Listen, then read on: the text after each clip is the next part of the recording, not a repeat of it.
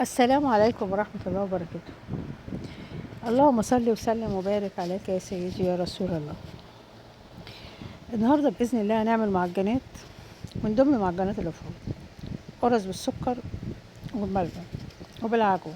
احشيها زي ما انت هتحشيها. شوفي الطبق ده كله، لو جبتيه وحبيتي تجيبيها جيبيه بكام. انا عملته بالنص كيلو دقيق.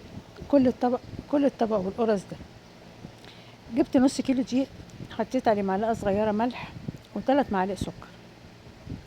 احنا من الاول بنحط المواد الجافه كلها مع بعضها، وطبعا الخميره بنركنها على جنب بتبقى جاهزه.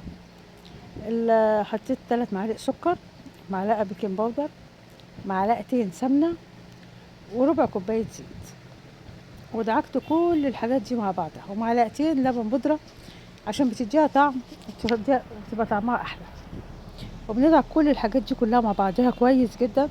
بنخلي الدقيق يشرب من السمنه والزيت، عشان كل ما يبقى يشرب منه بتدبسيه كده ويشرب منه يبقى كويس، يبقى طعمه احلى. وكل ده على السمنه بتبقى على البارد، ما بتسيحهاش ولا حاجه. تدعكيهم كلهم مع بعضهم، بتفركيهم كده فرك وبس مع بعضهم، بتبصيهم مع بعضهم عشان الدقيق يشرب السمنه. وعندك الخميره بنكون مدوبينها في ربع كوبايه ميه وسكر ومعلقه دقيق، وبندوبهم قبل ما نعمل حاجه. وبعد كده بنروح حاطينهم مع بعضهم زي ما انتم شايفين كده، وتعجنيهم كويس. وطبعا الميه بتبقى حسب الدقيق، احنا خلاص اتعودنا الميه بتبقى حسب الدقيق لو هيشرب ميه كتير او مش هيشرب. بنعجنها كويس ده نعجنها عجنه كويسه. تعجنيها عجوه كويس، وتسيبيها تختمر. بس بعد ما تخلصي دعك فيها بتغطيها اساس تختمر شويه، ودعك الوش زيت عشان ما تقشرش معاكي. وبعد ما بتختمر بتكوني محضره الحشو. خلصتها بعد ما دهنتها، بعد ما اختمرت وخدت راحتها في الخمر. حضرت الحشو. اول حاجه انا عملتها كور، قسمت العجينه على كور صغيره، بكل كوره حسب ما نحشي ملبن. ده عندي ملبن وعجوه. الملبن برضو عاملها كور صغيره، وبنعمل حفره كده في العجينه وبنحط فيها الملبن زي ما انتم شايفين كده، الحفره، وبتكوريها وتروحي ونروح حاشينها بيها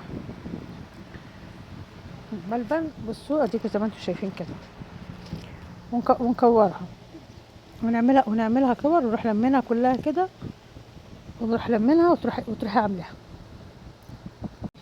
نلمها ونعملها كور صغيره، وتكوريها كده كور زي بتلميها ببعضيها كده وتروحي عاملاها.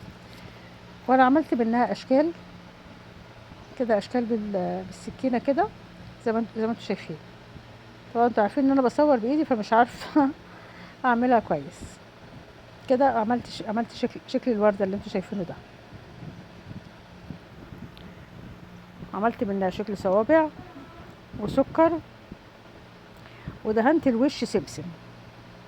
عندك سمسم ادهاني حبه بركه، ويبقى بالشكل ده. وهنسيبها تختمر للمره التانية بعد ما حشيناها عجوه وسكر وملبن. يا جماعه اللي وصل معايا لغايه هنا صلوا على الرسول عليه افضل الصلاه والسلام.